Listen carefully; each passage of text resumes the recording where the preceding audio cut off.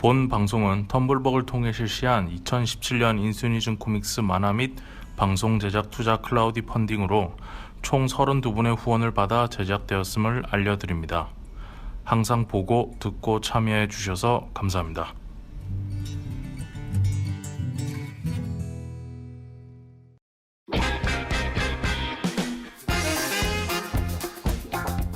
추석입니다. 그것도 아주 긴 연휴가 될 것 같습니다. 다들 어디서 무엇을 하고 계시는지 궁금하네요. 전 녹음이 있는 오늘 새벽까지 회사에서 일을 하고 원고도 마무리했고, 그리고 지금 팟캐스트 녹음을 진행하고 있습니다. 전 제가 이런 삶을 선택했기 때문에 전혀 불만이 없는데, 다만 명절날에 내려가서 어르신들이랑 이런저런 가족들에 대한 비하인드 스토리, 옛날 이야기 이런 것들을 묻고 듣는 재미를 느끼지 못하는 건 좀 아쉽게 됐네요. 오늘은 추석에 어울릴 만한 한국 작품을 들고 왔습니다. 가족사에 대한 이야기입니다. 2017년 10월 1일 녹음되고 있는 성인수의 만화 클래식. 오늘은 2013년 부천국제만화축제 우수만화상에 빛나는 정용현 작가님의 정간의 소사입니다.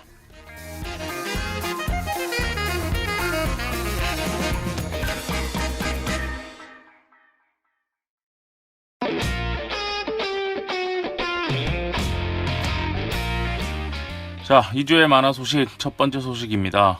이번 주는 한국 웹툰 작가 협회 소식들이 두 개 다 올라와 있네요. 한국 웹툰 작가 협회에서는 공식 SNS를 통해 웹툰 플랫폼 코미카의 강제 연재 중단 건 및 계약 위반 사례와 관련하여 협회의 고문 변호사를 모시고 해당 작가분들과의 간담회를 진행할 예정임을 공지하였습니다.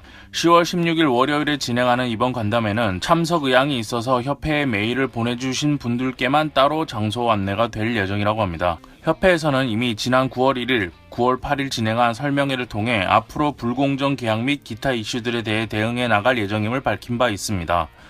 한국 웹툰 작가협회에는 마음의 소리 조석 작가가 초대 회장을 역임하고 있는 가운데 웹툰 시장의 공정성과 발전을 위한 사업, 작가 복지 관련 사업, 작가 재교육과 정보 공유 등을 진행할 예정입니다. 이번 간담회는 웹툰 시장의 공정성과 발전을 위한 사업의 하나로 공정계약과 저작권리 법률 자문, 권리 대행 등에 해당합니다. 한국 웹툰 작가협회는 앞으로도 작가님들의 요청에 따라 웹툰 플랫폼별 다양한 이슈에 대한 간담회를 마련하도록 하겠습니다. 많은 참여를 부탁드립니다라며 지속적으로 웹툰 작가들과의 관련한 이슈에 대응해 나갈 예정임을 밝혔습니다.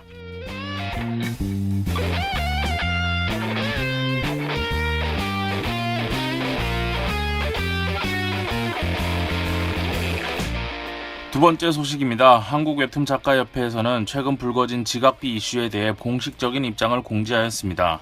관련 글을 통해 현재 지각비 시스템은 명백한 문제점을 가지고 있으며 징벌에 가까운 조건들을 전면 수정해 지각을 방지하는 본래의 취지에 맞춰야 한다라는 입장을 표명하였습니다. 한국 웹툰 작가협회는 지각비는 작가의 원고 업로드가 늦어졌을 때 작가가 얻는 그달의 유료 수익을 포함한 총 수익의 특정 퍼센테이지를 지불하도록 하는 페널티로 일종의 근태관리 성격을 지니고 있다고 설명하였습니다. 하지만 특정 업체의 경우 지각비가 20%에 육박하며 한 달에 100만원 단위의 돈이 지각비로 나가고 있는 실정에 대해 전하였습니다. 또한 지각으로 인해 받는 업체들의 손해에 대한 책임으로 적합한가라는 내용에 대해 휴재가 아닌 지각이기 때문에 독자들이 볼 때는 지장이 없다라며 각 지각 이슈로 인해 업체들이 받는 피해는 미비하다라고 전하였습니다. 이와 함께 작가와 업체는 피고용인과 고용주가 아닌 파트너 관계임을 강조하며 만약 지각비에 대한 항목이 계약서에 명시되어야 한다면 업체의 정산 오류 및 업로드 실수와 같은 작가들이 손해를 보는 경우에 대한 배상액에 대한 항목도 계약서에 명시해야 한다고 전하였습니다.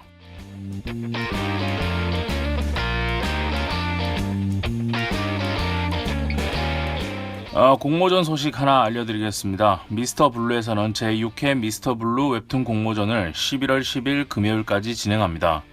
총 상금 2천만원 규모로 진행되는 이번 공모전에서는 프로, 신인, 그리고 장르 및 소재 제한이 없이 진행됩니다. 자신이 저작권을 보유한 순수 창작물로 응모가 가능하며 1인이 여러 개의 원고로 참여도 가능합니다. 대상 작품에게는 1,000만원의 상금이, 최우수상 2작품에게는 각 300만원의 상금이 수여됩니다. 우수상 4작품에게는 각 100만원의 상금이 수여되고 또한 수상한 모든 작품, 7작품이겠죠. 7작품에 대해서는 미스터 블루의 정식 연재 기회가 제공된다고 합니다. 한 번 더 말씀드리면 접수 기간은 11월 11일까지, 그러니까 11월 11일 00시까지겠죠. 00시까지이고 결과 발표는 12월 12일에 있을 예정이라고 합니다. 한 가지 유의하셔야 될 점은 심사 결과 각 부분별 수상작이 없을 수도 있다 라는 점입니다. 이거는 굉장한 리스크인데요. 왜 이렇게 하셨을까요? 자세한 소식은 웹툰 인사이트나 미스터 블루 공식 홈페이지에서 확인하시길 바랍니다.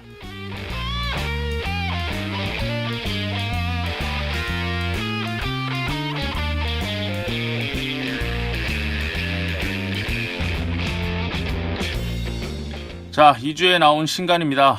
이번 주는 조금 치열했어요. 개인적으로 궁금한 작품이 3작품이나 있었는데 그 중에서도 제가 여러분들에게 알려드리고 싶은 작품은 북스토리에서 나온 야마다 무라카시의 성질 나쁜 고양이입니다. 책 소개에 나와 있는 거 그냥 쭉 한번 읽어드리죠. 시간이 지나도 영원히 사랑받는 고양이 만화의 독보적인 고전. 작년 일본의 한 트위터 이용자가 문득 이런 생각을 했다. 고양이 책을 좋아하는 사람이 많으니 한번 다 모아서 고양이 책 축제를 하면 어떨까? 이 엉뚱한 구상은 결국 현실로 이루어졌고 온갖 고양이 책들이 고양이 집사들을 행복하게 만들었다. 그런데 그 중에서도 가장 주목받았던 책은 첫 출간이 이루어진 지 30년이 된 한 고양이 만화책이었다. 바로 야마다 무라카시의 성질 나쁜 고양이였다. 1980년대 일본 만화의 새로운 장을 개척했다고 평가받는 거장 야마다 무라카시의 대표작 성질 나쁜 고양이. 북스토리에서 작품성이 뛰어난 예술 만화를 엄선하여 기획한 북스토리 아트 코믹스 시리즈의 첫 번째 책으로 독자들을 찾아간다. 시간이 흘러도 성질 나쁜 고양이가 일본에서 사랑받는 이유는 무엇일까? 이 책을 접한 독자들은 입을 모아 이렇게 말한다. 오래오래 서가 안에 두고 생각날 때마다 꺼내보고 싶은 책이라고. 시인으로 활동했던 야마다 무라카시의 함축적이고 시적인 글과 우아한 그림이 고양이와 어우러져 독자의 마음 깊은 곳을 따스하게 어루만져주고 있기 때문이다. 작가인 야마다 무라카시는 여성으로 자신이 느꼈던 진솔한 감정들을 고양이의 입을 빌려 독자들에게 전한다 라고 소개되어 있네요. 일단 솔직히 표지만 보고 봤을 때 저도 이제 구입을 해서 봐야겠죠. 이번에 새로 나온 책이라 제가 다 알지는 못하지 않습니까? 그래서 사려고 지금 준비 중인데 추석 기간이라 역시 배송은 아마 늦어질 것 같아요. 근데 개인적으로는 저는 출판사가 마음에 들었어요. 북스토리. 제가 전에도 한번 소개해드린 적이 있죠. 부천 국제만화축제 때 코믹스 V와 함께 이제 제가 절실함을 느껴졌다든 정말 뭔가 만화에 대한 애정? 그러니까 정말 책을 열심히 팔겠다라는 의지? 그리고 그 자신들이 내놓는 작품에 대한 어떤 자부심이랄까요? 그런 것도 느껴졌었던 그런 북스토리에서 출판된다고 해서 믿고 살 수 있겠다. 적어도 제가 느끼기에는 제 기준으로는 믿고 한번 사봐도 되겠다라는 생각이 들어서 아마 사게 될 것 같습니다.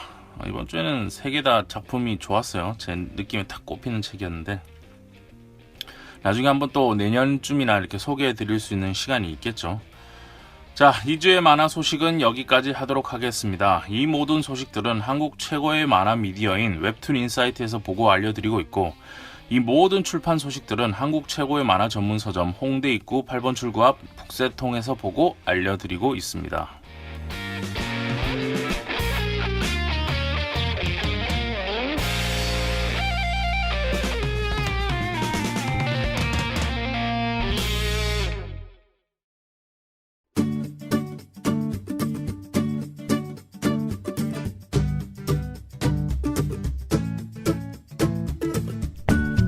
여러분께서는 지금 진지한 만화 이야기 성인수의 만화 클래식을 듣고 계십니다. 저는 미래에서 온 소년의 작가 곽시탈입니다.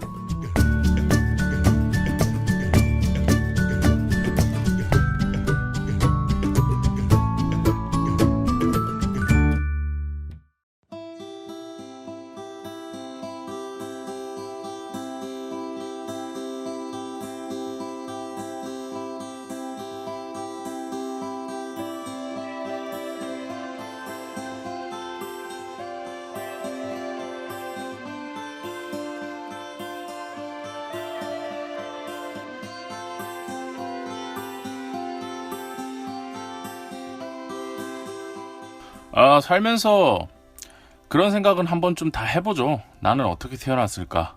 좀 더 추상적으로 질문하면 나는 누구인가?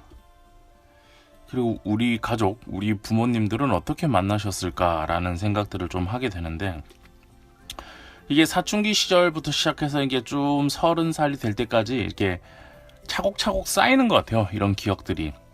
예를 들어서 가끔씩 한 번씩 물어볼 수 있잖아요. 엄마 아빠는 어떻게 만났어? 이런 거 물어봤을 때 뭐 이렇게 그들의 연애사를 듣고 이런 것들이 이제 조금씩 쌓이는 거죠. 살면서 한두 마디 툭툭 뭐 다른 얘기 하다가 한두 마디 툭툭 던지는 것들이 쌓여서 그 부모님의 만남이라든지 뭐 우리 가족사 전체 집안 이야기 이런 것들에 대해서 좀 알 수 있는 그런 시간들이 있는데, 전 이게 좀 빨리 왔어요. 전 초등학교 3학년인가 4학년 때 온 것 같아요. 그때 사춘기가 빨리 오면서 그때 그래서 이제 저희 누나들이랑 부모님이랑 하시는 얘기를 이렇게 유심히 들은 적이 있죠. 안 듣는 척하면서 방에서 이렇게 유심히 들은 적이 있는데, 지금은 굉장히 정리된 언어로 제가 지금 이렇게 말씀드릴 수 있지만 그 당시에 제가 느꼈던 감정을 정확히는 모르겠어요. 정확히 이렇게 그때 뭔가 탁 하고 머릿속을 때리는 듯한 느낌이 있었는데, 지금 정리해서 말씀드리면 그냥 부모님도 그냥 사람이었구나, 부모님도 그냥 한 명의 여자 한 명의 남자였구나 라는 생각을 초등학교 4학년 때인가 했던 것 같아요. 굉장히 빨리 했죠. 근데 이게 제 인생에 있어서는 굉장히 큰 경험이거든요. 이게 왜 그러냐면, 부모가 그냥 나한테서 엄청 높은 부모로서 보이지 않고 그냥 한 명의 사람, 한 명의 여성, 한 명의 남성으로 보이기 시작하는 순간부터 정서적으로 부모한테서 독립하게 돼요. 사람은.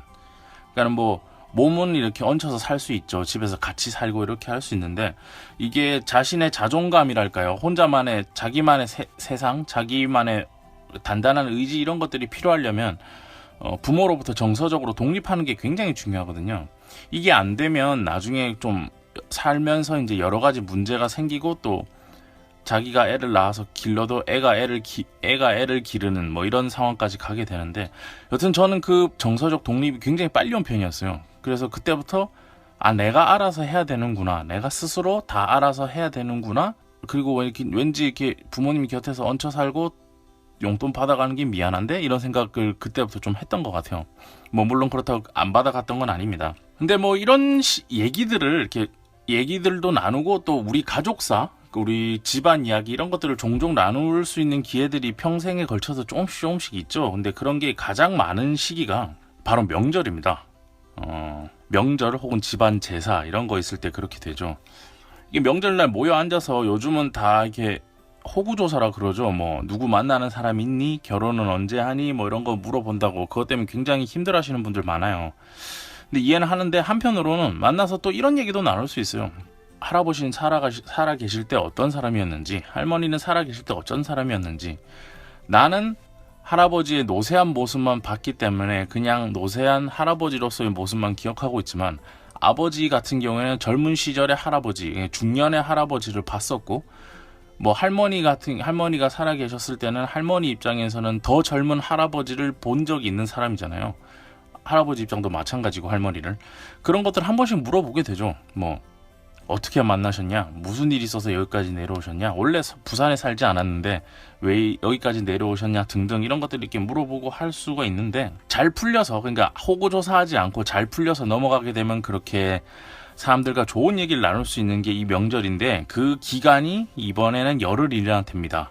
대체 휴일도 나왔죠. 그래서 저는 이 명절에 좀 어울리는 방송이 뭐가 있을까를 고민해 봤어요. 굳이 명절이라고 추석이라고 특집을 할 생각은 없었지만, 그래도 이 명절날 우리가 모여 앉아서 호구조사 말고 좀 알딸딸하게 취했을 때 한 번씩 이렇게 메인 스트림에서는 어르신들이 깔깔깔하고 웃고 이렇게 앉아 있잖아요. 그거 말고 옆에 사이드로 이렇게 빠져서 잠깐 쉴 때라든지, 뭐 마루에 앉아 있을 때라든지, 한두 분 이렇게 앉아 있을 때 그럴 때는 이제 물어볼 수 있죠. 이런 거 뭐 고모는 고모부랑 어떻게 만났어요, 뭐 이런 얘기라든지. 작가들 입장에서 이런 거 들은 거 굉장히 흥미롭거든요. 여튼 그런 시간을 좀 보내셨으면, 그러니까 자기가 나라는 사람이 태어나기 전까지의 그 과정들에 대해서 좀 궁금해 보실 수 있고, 궁금해 보셨으면 하는 생각도 있고, 그런 것들을 가장 물어보기 좋은 적합한 타이밍이 이런 명절이고, 특히 이렇게 긴 휴일이 있을 때 처음에 하루 이틀 하루 정도 호구조사하고 그 뒤에는 할 말 없으니까 그냥 앉아 있는다고요. 그럴 때 한번 서로 얘기를 나눠보시라는 생각에서 이 작품을 준비해봤습니다. 바로 정용현 작가님이 지금 3권까지 출간되어 있는 정간의 소사라는 작품입니다.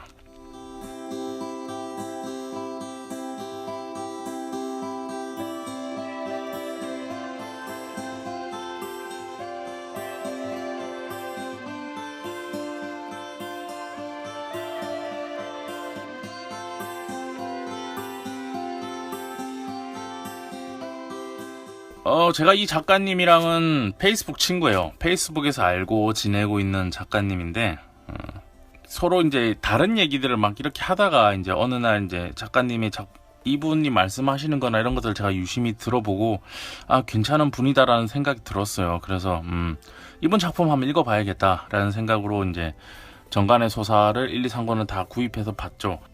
처음에 정간의 소사 이렇게 얘기했을 때 저는 소사라는 게 무슨 학교에 있는 소사 어르신 이런 거 있잖아요. 그런 거 생각했어요. 그래서 정씨 집안 안에도 소사가 있을 수 있나? 한 집안 안에도 소사 어르신이라고 있을 수 있나? 그러면 이 집은 얼마나 컸다는 거지? 얼마나 대궐 같은 집이었겠군? 이렇게 생각하면서 봤는데 한문이나 이런 것들을 보고 나니까 이 소사라는 게 작은 역사, 그러니까 집안일 이런 뜻이에요. 그러니까 정씨 집안에 있었던 이야기 이런 뜻으로 읽히면 되죠. 소사, 작은 소소한 이야기 이 정도로 해석되면 되고, 책 뒤에 있는 소개의 말을 읽어드릴게요. 이게 1권에 나와 있는 소개의 말인데 1, 2, 3, 4권에 1, 2, 3권까지 다 나와 있는 소개의 말인데 이게 이 작품을 굉장히 잘 설명해 주고 있어요.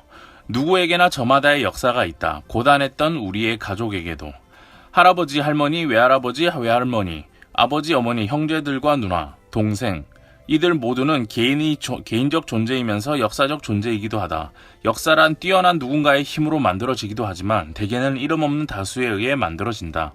오늘의 내 작은 일상도 역사, 오늘 걷고 있는 나의 발자국이 한국 현대사가 되고 인류의 역사가 되는 것이다. 우리 가족이 걸어왔던 작은 길, 정간의 소사라고 설명되어 있습니다.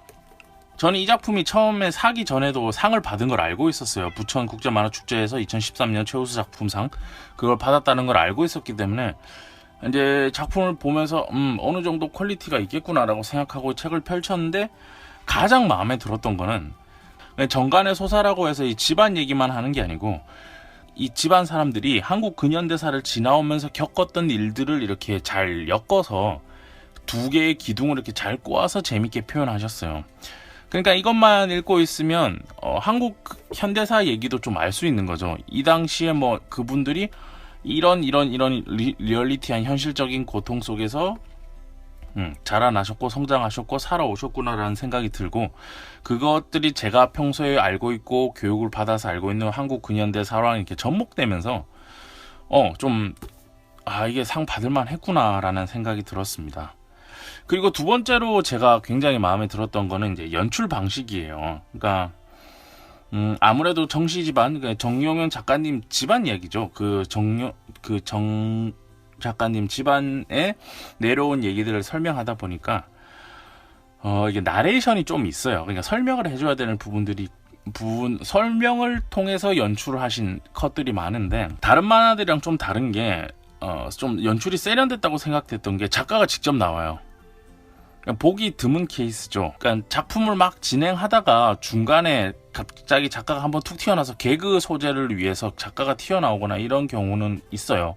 뭐 자신이 뭐 약간 실수한 원고에 대해서 뭐 그냥 넘어가 주세요 이러면서 이렇게 하는 과거 방식의 출판 만화부터 내려오던 그런 방식도 있고, 뭐 아니면 그냥 나레이션, 이것은 내가 지금 적고 있는 얘기다라는 1인칭 시점으로 해서 나레이션을 퍼나가는 경우는 있는데, 컷 안에 작가가 직접 등장해서 사람한테 설명하는 듯한 느낌으로, 그러니까 우디 알렌 영화 보는 것 같죠.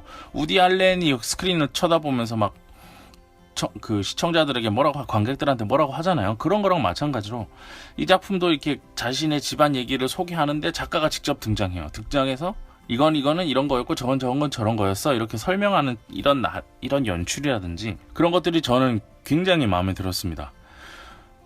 그리고 최근 만화 경향이라는 게 이런 집안 이야기 이런 것들을 다루는 작품이 좀 잘 없어요. 그러니까는 이런 것들만 있어서도 안 되겠지만 또 그렇다고 너무 이렇게 인기 위주의 너무 캐릭터 위주의 이런 작품들만 이렇게 성행하는 것도 별로 좋은 문화 재생산 형태는 아니라고 저는 생각하거든요.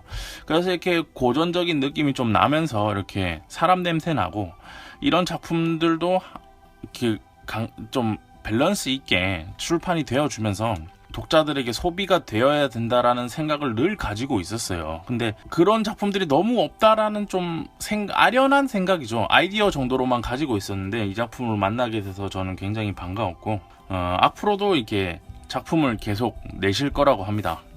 그러니까 지금 또 따로 준비하고 있는 역사물도 계시고 이 정간의 소사라는 작품도 지금 3권에서 끝이 아니고 4권, 5권까지 계속 지금 만드시려고 뭐 콘티 이런 거는 다 나왔다라고 돼 있더라고요. 자, 이런 정용현 작가님에 대해서 한번 설명을 드리겠습니다. 책에 나와 있는 지은이 소개 읽어드릴게요. 멀리 모악산이 바라다 보이는 김제 들녘에서 태어나 유년 시절을 보냈다. 청소년 기는 서울 청량리에서, 성인이 된 후에는 서울, 경기 지역에서 살았다. 20대 초반 백성민 선생 문화에서 1년 동안 만화 수업을 받았고 20대 중반엔 만화운동 단체인 작화 공방에서 잠시 활동하였다. 20대 후반에서 30대 중후반까지는 만화 외의 일들을 했으며 이후 창작 만화를 그리고 있다. 작품 목록입니다. 주간 만화에서 단편 만화 하데스의 밤으로 데뷔, 월간 민족예술, 월간 참여와 혁신, 한겨레 신문사에서 만화를 연재하였습니다. 2011년 다큐멘터리 만화 사람 사는 이야기의 나무 이야기를 그렸습니다. 라고 소개가 되어 있네요. 이게 2013년, 12년 그때 기준이니까 지금 더 많은 작품들을 내셨죠. 그리고 얼마 전에 부천국제 만화축제에서도 또 상을 받으셨어요. 저는 이분 2번 만나 뵀습니다. 첫 번째는 부천국제 만화축제 올해 가서 따로 뵙고 시상하러 오셨길래 시상식 하기 전에 잠깐 따로 이렇게 독대를 한 적이 있고, 그리고 이번에 인터뷰를 준비했어요. 그러니까 오늘은 정간의 소사 이렇게 작품 제가 소개를 드리고 제 느낌 이런 것들 좀 말씀을 드리고, 다음 주에는 작가님이랑 그 정용현 작가님이랑 1시간 반 정도 인터뷰를 했는데 좀 편집을 하면 1시간 가량 되겠죠. 1시간 가량 인터뷰했던 것들 방송에 내보낼 예정입니다. 그래서 이번 추석에는 아마 이 정간의 소사와 정용현 작가님에 대한 이야기들로 꾸며질 것 같은데 아까 작품 개요 설명할 때 제가 말씀드렸지만 왠지 추석에 어울려요. 어르신들과 이렇게 쭉 앉아있을 때 볼만한 그런 작품이라고 생각이 돼서 그래서 준비했습니다. 작가님 처음 뵀을 때 좀 푸근하다는 느낌 많이 받았어요. 그러니까 사람을 이렇게 볼 때 이게 항상 이렇게 웃어주시는 부분이 있거든요. 웃으면서 이렇게 푸근하고 이렇게, 그리고 상대방을 보고 이렇게 항상 웃으면서 얘기를 들어주신다, 귀담아 들어주신다라는 느낌이 좀 들어서 대화하는데 좀 편했습니다. 편했던 기억이 있고 처음에. 그리고 제가 그날은 정간의 소사 1편을 들고 갔거든요. 그래서 1권에다가 사인을 해주셨어요. 그림을 그려주셨죠. 그래서 1권에다가 7월 19일 날 만났네요. 2017년 7월 19일 날 만나서 이때 사인을 해주셨고, 두 번째 인터뷰하는 날은 제가 3권을 들고 왔습니다. 9월 19일이네요. 거의 2달 사이에 이제 2번 뵀네요. 그러니까 그때도 성희수 작가님 오늘 방송 즐거웠습니다. 다음에 또 불러주세요 라고 3권에는 이제 어머님을 그려주셨고, 그 1권에는 약간 이렇게 풍경화 느낌의 배경을 그려주셨어요. 그래, 근데 인터뷰하기 전에 그날 이렇게 녹음을 하러 갔는데 거기 업체 사람들이 조금 늦어가지고 약간 밖에서 기다리고 있었거든요. 그래서 저는 그냥 밖에서 담배 한 대 태우고 이렇게 왜 안 오지 하면서 업체에 전화하고 이러고 있었는데 작가님이 이렇게 조그만한 디지털 카메라를 꺼내시더니 핸드폰이었나? 스마트폰이었나? 디카였나? 잘 기억이 안 나는데 하여튼 꺼내시더니 그 골목길에 이렇게 풀잎이 하나 이렇게 나와 있었거든요.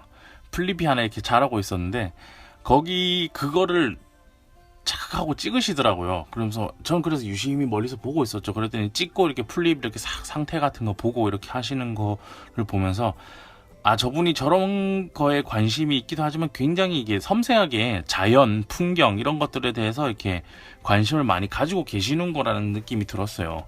그리고 그런 장면들을 보고 나니까 이 작가님의 작품이 좀 더 그 깊이감이 이해가 되는 거죠. 이게 튤립들이라든지 이런 거 그리실 때 어떻게 그리셨겠구나 이런 거 다 생각이 좀 났고, 그리고 작업하신 것들 이렇게 좀 제가 살짝 물어보니까 이게 다 수작업이시더라고요. 이게 손으로 원고를 싹 그려가지고 그걸 스캔해서 약간 보정을 거쳐서 이렇게 작업을 하시나 봐요. 그래서 그런 거 원고도 지금 다 집에 아직 그대로 잘 보관되어 있다 이런 얘기도 좀 듣고, 무엇보다 좀 포근했어요. 푸근 이런 따뜻한 그런 느낌이 있었고, 이렇게 뭔가 자연과 함께 하고 계신다라는 느낌이 들어서 그런지 뭔가 좀 사람이 좀 도시보다는 이렇게 탁 트인 곳에 둘이 앉아서 맥주 한 캔 하면서 이렇게 얘기를 나누면 참 좋을 것 같다라는 생각이 드는 그런 작가님이셨습니다. 이 정간의 소사 같은 경우에는 지금 1권 같은 경우엔 처음에 본인께서 이 작품을 왜 만들게 되었는지에 대해서 그냥 본인의 힐링으로부터 시작을 하게 돼요. 그러니까 만화를 하게 되었다가 만화를 쉬게 되었다가 다시 만화를 해야 되겠다라고 생각되는 그 과정을 좀 앞에 담백하게 좀 그려놨고요. 그리고 그것들이 어떻게 이제 사회로 나가게 되고 통하게 되고, 그리고 이게 어떤 과정을 통해서 이제 원고가 쌓여 나가게 되고 이것들이 이제 책으로 나오게 되는지 이런 것들을 설명하는데, 특히 이 설명하는 부분들이 좀 재밌었어요. 그러니까 앞서 말씀드렸듯이 작가가 직접 화면으로 통해서 독자를 쳐다보면서 얘기를 합니다. 내가 하고 싶은 것만 하기에도 인생은 너무 짧아. 근데 이게 뭐지? 으스스한 기분은 이러면서 막 이런 얘기들을 하는데, 그걸 아무렇지도 않게 그냥 독자를 쳐다보면서 얘기를 하는 장면이라든지 이런 걸 보면서 참 재밌다. 연출을 잘 하셨다 이런 생각이 좀 들었고, 그리고 이게 집안 얘기다 보니까 아까 말씀드렸듯이 한국 근현대사랑 이렇게 맞닿아 있을 수밖에 없어요. 그러니까 그 당시에 있었던 이야기들 이런 것들이 쭉 흘러나오면서 뭐 앞에 뭐 동학 농민혁명 이런 것부터 시작해서 증조 할아버지가 농민군 대장 전봉준을 멀찌감치해서 바라보던 그냥 동학 농민운동 이런 것들 얘기도 좀 나오고, 가족 정간에 이러면 정씨 집안 이야기, 정영현 작가님 집안 얘기만 그런 것 같잖아요. 근데 친가 말고 외가 얘기도 같이 하십니다. 그러니까 어머님 이야기들도 좀 하시는 거죠. 근데 이 작품의 이제 주요 취재원이 이제 어머니셨다고 하더라고요. 그래서 어머니한테 이제 물어봤대요. 처음에는 내가 우리 집에 무슨 일이 있었는지 이런 걸 이제 여쭤보는 거죠. 여쭤봤는데 처음엔 굉장히 말을 좀 안 하려고 하셨다고 합니다. 이게 왜 그러냐면 아무래도 작품 내용 보시면 알겠지만 어머니께서 고생을 참 많이 하셨어요. 뭐 이 시대에 다 어머니들은 정말 고생 많이 하셨죠. 그래서 그 고생하셨던 이야기들을 다시 아들에게 이렇게 말로 풀어낸다는 게 귀찮기도 하셨겠거니와 이걸 지금 와서 다시 얘기해서 뭐해 이런 생각이 좀 있으셨던 것 같아요. 그래서 말씀을 잘 아끼시다가 2013년에 상 받고 나서는 이제 아이고 그때 좀 더 설명을 잘 해줄 걸 그랬다라고 이렇게 말씀을 하셨다라고 하더라고요. 뭐 그런 얘기들을 포함해서 이렇게 다양한 얘기들은 다음 인터뷰 시간에 들어보실 수 있고, 그리고 이렇게 집안 이야기 취재하는 거 말고도 이렇게 좀 디테일이 살아있는 부분들이 많아요. 그러니까 이게 아무래도 쭉 이렇게 역사를 얘기하는 느낌이다 보니까 이렇게 설명 쪽으로 나오는 나레이션 컷들이 많은데, 한두 컷씩 이렇게 그 파트마다 그 한두 컷의 설명으로 굉장히 디테일이 살아있는 컷들이 좀 있거든요. 뭐 예를 들어서 1권 150페이지 정도에 나와 있는 밤낮 없이 뽕을 먹어 치운 뒤 누에를 섭으로 옮기면 꼬치를 짓는다. 뭐 이렇게 하고 밑에 이제 누에 섭에 대한 설명도 나와 있어요. 누에가 꼬치를 지를 수 있도록 차려주는 것으로 수치, 판지, 새끼, 나무 등으로 만든다. 이런 디테일, 작은 디테일들이 살아있는 부분들이 굉장히 많아요. 그리고 뒤에 보면 누에가 계속 살피를 거듭하게 되면 이제 어느 정도 몸이 투명해지면서 뽕을 먹지 않게 되면은 그걸 다시 이렇게 섭으로 옮겨놓은 꼬치를 만든다. 뭐 이런 디테일한 것들이라든지 이런 거 봤을 때 뭔가 정보가 되는 그렇게 만드는구나 싶었던 것들, 이런 것들도 잘 표현되어 있어요. 그러니까 연출면, 정리해서 말씀드리면 연출면에서는 굉장히 독특하고 세련됐다는 표현이 맞는 것 같아요. 그러니까 내용은 굉장히 구수하고 옛날 이야기들을 하고 있는데 연출은 굉장히 세련됐고, 그리고 집안 얘기들을 이렇게 직접 취재를 통해서 얻은 자료들을 가지고 설명을 하기 때문에 굉장히 생동감이 있어요. 그러니까 뭔가 짜여진 각본 같다는 느낌이 안 들고, 이렇게 툭툭툭 이렇게 어느 정도 수정은 있으셨겠지만 뭔가 이렇게 사건들이 진짜 계속 던져진다라는 느낌이 있고, 그러니까 그런 생각이 안 들어요. 보는 내도록 이게 진짜 이게 극적으로 타당한가라는 생각이 들지 않고, 그렇다고 이게 너무 혼돈맹란해 이런 생각조차 들지 않고 그냥 쭉 따라가게 돼요. 이런 일이 있군, 이런 일이 있었군, 이런 일이 있었군, 이런 식으로 계속 이렇게 흘러가게 되고, 그 안에서 필요한 부분에는 굉장히 디테일을 잘 살리셔서 이렇게 작품을 만드셨다라는 점에서 저는 이게 상을 받을 만했다, 좋은 작품이다라는 생각을 좀 가지게 되었다, 이 작품을 보면서. 그래서 저도 1년 전에 할머니가 돌아가셔서 이제 올해 할머니 첫 제사가 있어서 이제 부산에 내려갔는데, 내려가는 길에 이 책들을 들고 갔습니다. 정간의 소사를 들고 가서, 제가 어차피 추석 때는 이번 추석에는 못 내려가기 때문에 내려가는 김에 이렇게 책도 읽고 이렇게 하자 이렇게 싶어서 이렇게 쭉 읽으면서 내려갔는데, 읽으면서 저도 이제 그런 생각이 든 거죠.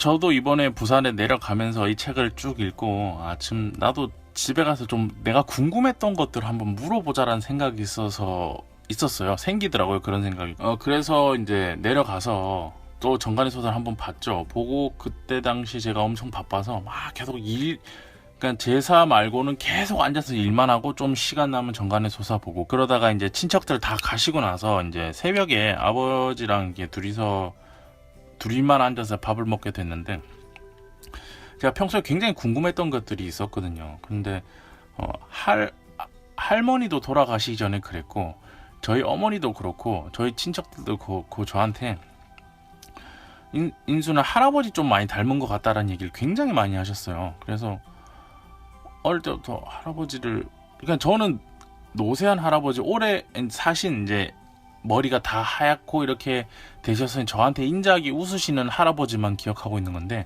그분들이 기억하고 있는 할아버지는 제가 기억하고 있는 할아버지랑 다른 거잖아요. 젊은 시절의 모습, 이런 것들이니까 그게 되게 궁금하더라고요. 그래서 이제 할아버지에 대한 얘기들을 좀 아버지한테 넌지시 여쭤봤죠. 어떤 분이셨냐, 그리고 이런 것들을 여쭤보니까 이제 아버지도 아버지만의 할아버지에 대한 소의 얘기들을 이제 쭉 풀면서 이렇게 이런저런 얘기들을 막 해주시더라고요. 근데 그걸 들으면서 이래서 좀 내가 할아버지랑 비슷하다고 했구나 하는 그 기질이 좀 있더라고요, 들으면서. 그래서 그런 거 들으면서 이런 맛이구나, 정간의 소사가 이런 맛이구나, 내가 태어나기 이전의 사람들을 알아간다는 거, 내가 항상 보던 내 가족, 내 친척들에 대해서, 그들의 과거에 대해서도 알아간다는 그 재미, 그리고 그런 것들이 하나 연결되면서 전부 다 하나의 뭔가 이 집안의 소사가 되어가는 그 과정이 머릿속에 조금씩 그려지면서, 퍼즐이 이제 평생 살면서 조금씩 맞춰지는 거죠.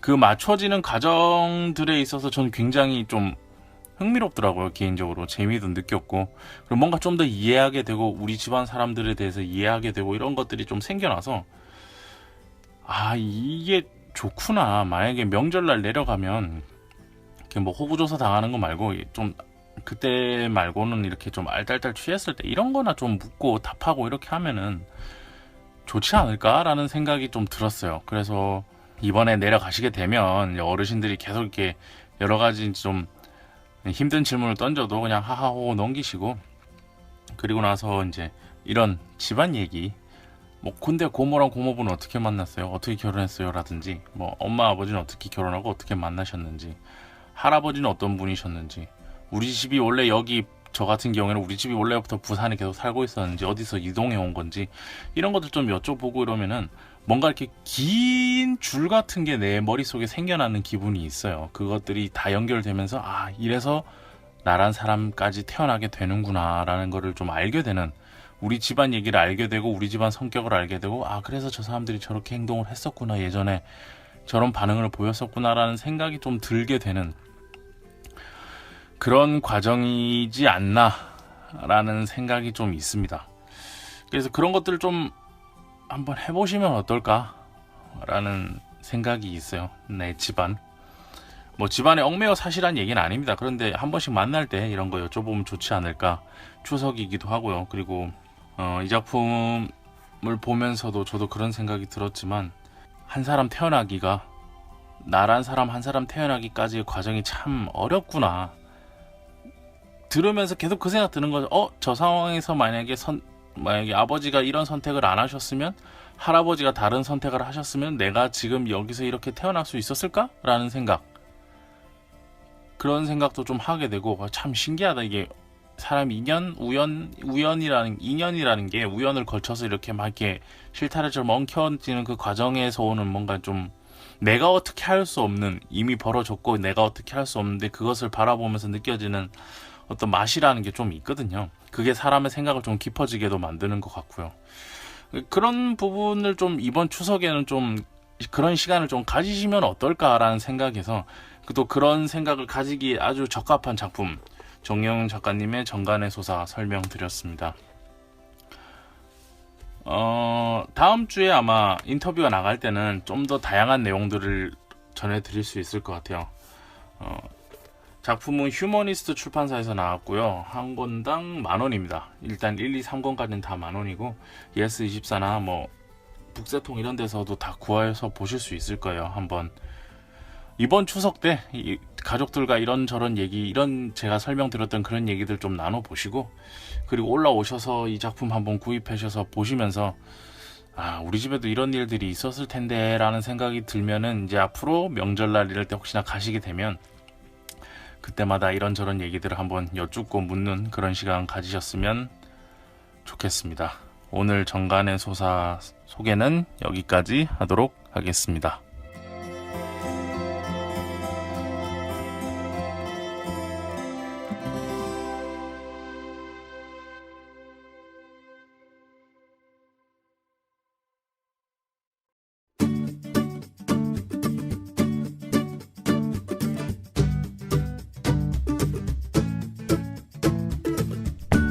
여러분께서는 지금 진지한 만화 이야기 성인수의 만화 클래식을 듣고 계십니다. 저는 우리 시대 웹툰 작가들의 생존기의 저자 박인찬입니다.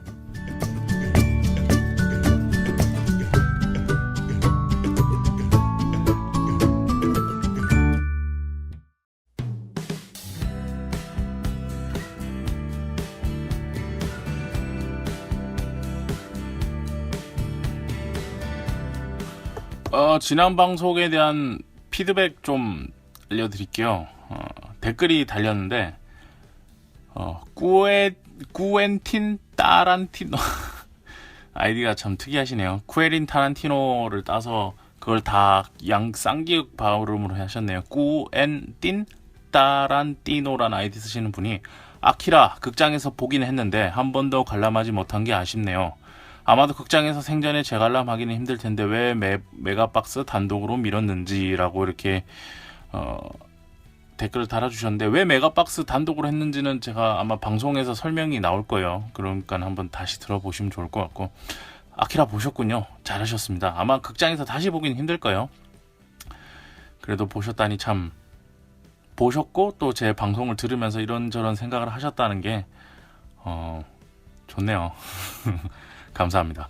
그리고 욱작가 777이라는 아이디를 쓰시는 분께서 원래 댓글은 이거 아니었는데 새로 지우고 다시 쓰신 건지 아니면 그 댓글을 수정하신 건지 모르겠어요. 근데 첫 번째 댓글 같은 경우에는 2020 우주의 원더키디 그 내용 말씀해 주시면서 본인의 친형이라고 들었던 기억이 잘 안 나는데, 본인의 친형께서 원더키디 작업에 참여하셨었고, 그 당시에 뭐 이렇게 오주복 디자인이나 이런데 시옷 이응 이런 것들 나오는 게 있는데, 그게 세형이라는 마크 이런 것들을 로고화해서 만든 거다. 그래서 이렇게 방송에서 만나니 반갑다 이런 얘기들을 해주셨었는데 그 댓글이 수정됐어요. 그래서 뭐 다른 방송 들으시고 나서 아마 남자 이야기 편 들으신 것 같은데 권가의 선생님 댁에서 술이 고주망태 돼서 잤던 기억이 나네요. 제가 첫 문화생을 했을 때가 1997년 챔프의 비바9라 읽어야 되나요? 비바9이라 읽어야 되나요? 비바9이란 만화였는데 그때부터 미스터 부의 어시를 거쳐 1998년에 스토리 작가 데뷔를 했으니 정말 만화판에 오래 버티고 있네요. 만화인들 다 힘냅시다 라고 이렇게 댓글 써주셨습니다. 감사합니다. 욱 작가님. 혹시 페이스북 하시면 저한테 페이스북 친구 걸어주십시오. 그러면 제가 메시지를 따로 드리던지 해서 좀 더 다양한 얘기 나눠볼 수 있을 것 같고요. 그리고 전에 있던 댓글 왜 지우셨는지 모르겠어요. 안 지우셔도 되는데 다음엔 제가 보고 이게 읽어드릴 만한 댓글들은 다 피드백해서 읽어드리니까 웬만하면 남겨주셨으면 좋겠습니다.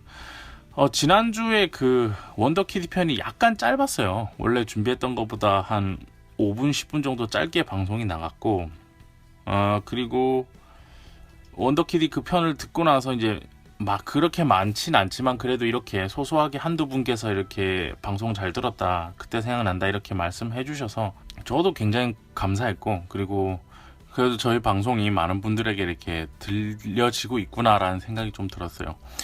그래서 한번 찾아보니까, 그리고 저희 방송에 이제 좋아요로 눌러주신 분도 100분이 넘었고 구독해주신 분도 94분, 그러니까 94명 94분이나 되고, 이래서 뭔가 좀 차곡차곡 쌓아왔는데 그런 것들이 참 조금씩 이제 빛을 발한다라는 생각이 들어요. 그러니까 저희 방송 같은 경우는 재미가 없잖아요. 제가 일부러 막 웃기려고 하지도 않고 다 이렇게 너무 진지하게 얘기하고 하니까, 그러다 보니까 좀 이슈가 될 만한, 그리고 여러분들을 즐겁게 해드릴 만한 내용이 있는지는 잘 모르겠습니다. 근데 그래도 전 정보를 계속 알려드리고 뭔가 정말 교양 있는 얘기들을 해보고 싶어서 나름 노력을 했는데 좀 힘든 시기도 있었지만 이게 하나하나 차곡차곡 쌓아가다 보니까 이렇게 어느덧 30회가 넘는 방송, 그리고 100명 가까운 구독자, 그리고 댓글도 조금씩 달리고 있고요. 앞으로도 꾸준히 잘 열심히 만들도록 하겠습니다. 그리고 방송 시간에 대한 얘기를 좀 하고 싶은데, 제가 다른 팟캐스트 만드시는 분들이랑 이렇게 이런저런 좀 교류를 하다가 방송 시간이 너무 길면 힘들다, 들으시는 독자분들도, 그리고 40분에서 50분이 적당하다 이런 얘기를 좀 들어서 방송 시간을 좀 인터뷰할 때는 어쩔 수 없이 좀 길어지는 부분도 있지만, 그렇지 않은 경우에는 좀 이렇게 줄여서 축약해서 한 40분에서 45분에서 50분 정도, 그 정도, 40분에서 50분 정도라고 하죠. 40분에서 50분 정도의 방송 분량으로만 이제 매주 하려고 합니다. 1시간 넘고 이렇게 되는 게 집중력을 요하기 힘들다고 하더라고요. 그래서 그렇게 방송을 준비하도록 하겠습니다. 앞으로는 2017년 10월 1일 녹음되고 있는 성인수의 만화 클래식, 자, 오늘은 여기까지 하겠고요. 추석 부디 잘 쉬시고 푹 쉬시고, 그리고 만났으면 좋겠습니다. 들어주셔서 감사합니다. 다음 주에 뵙겠습니다.